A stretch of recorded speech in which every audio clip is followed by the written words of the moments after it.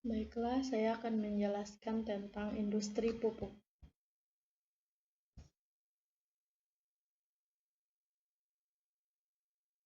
Industri pupuk dalam negeri, Indonesia merupakan negara agraris yang sebagian besar penduduknya adalah petani, sehingga sektor pertanian memiliki peran yang sangat penting di Indonesia, karena mampu menyediakan banyak lapangan kerja, mampu mendukung sektor industri baik industri hulu maupun industri hilir. Terkait dengan masalah tersebut, pupuk merupakan salah satu faktor produksi yang penting bagi pertanian, karena penggunaan pupuk secara tepat akan menentukan kuantitas dan kualitas produk pertanian yang dihasilkan. Pupuk itu sendiri adalah material yang ditambahkan pada media tanam atau tanaman untuk mencukupi kebutuhan hara yang diperlukan tanaman sehingga mampu berproduksi dengan baik. Bahan baku dalam pembuatan pupuk yang utama pupuk adalah gas bumi, rok fosfat, sulfur, KCI, DPA, MOP, amoniak, asam sulfat, asam fosfat, dan sebagainya yang 70% masih dipenuhi dari luar negeri.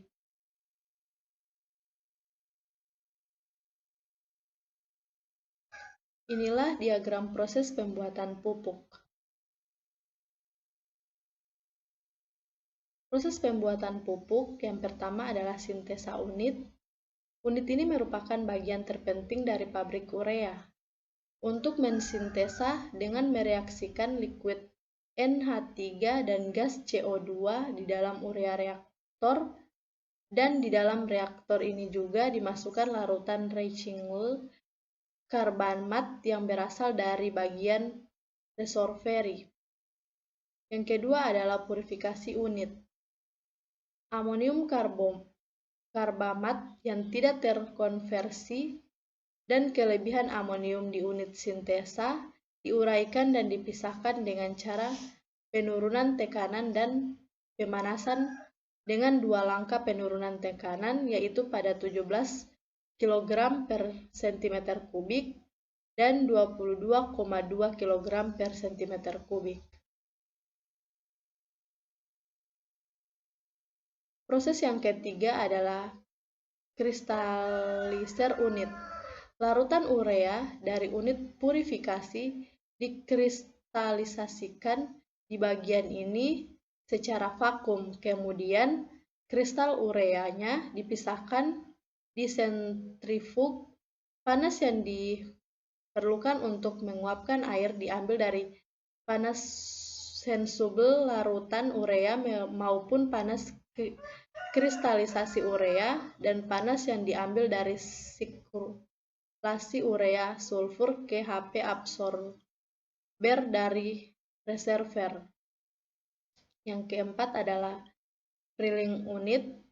Kristal urea keluaran sentrifug dikeringkan sampai menjadi 99,8% berat dengan udara panas, kemudian dikirimkan ke bagian atas drilling tower untuk dilelehkan dan distribusikan merata ke distributor, dan dari distributor dijatuhkan ke bawah sambil didinginkan oleh udara dari bawah dan menghasilkan pupuk urea butiran. Pupuk urea dikirim ke bulk storage dengan belt conveyor.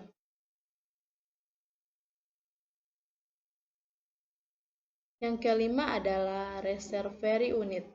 Gas NH3 dan gas CO2 yang dipisahkan di bagian purifikasi diambil kembali dengan dua step: absorpsi dengan menggunakan mether liquid sebagai absorben, kemudian direis kembali sebagai sintesa.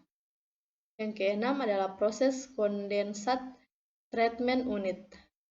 Uap air yang menguap dan terpisahkan di bagian kristal didinginkan dan dikondensasikan sejumlah kecil urea NH3 dan CO2 ikut kondensat kemudian diolah dan dipisahkan di stripper dan hidroliser. Gas CO2 dan gas NH3-nya dikirim kembali ke bagian purifikasi untuk direserve.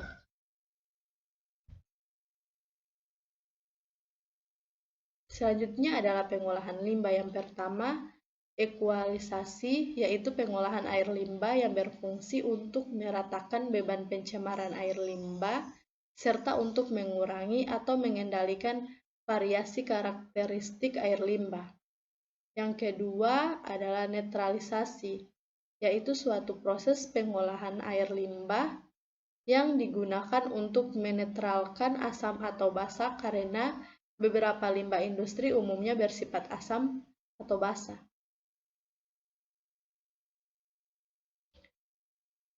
Selanjutnya pengelolaan fisik, yaitu suatu proses pengolahan air limbah untuk mengurangi padatan tersuspensi. Pada proses pengendapan ini, partikel padat dibiarkan mengendap ke dasar tangki yang biasa. Untuk mempercepat proses sedimentasi ditambahkan bahan kimia.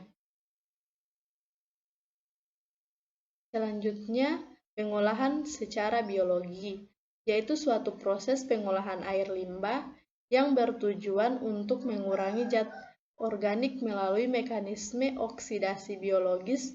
Pengolahan secara biologi terdiri dari polimerasi, nitrifikasi dan denitrifikasi, lumpur aktif, trickle filter.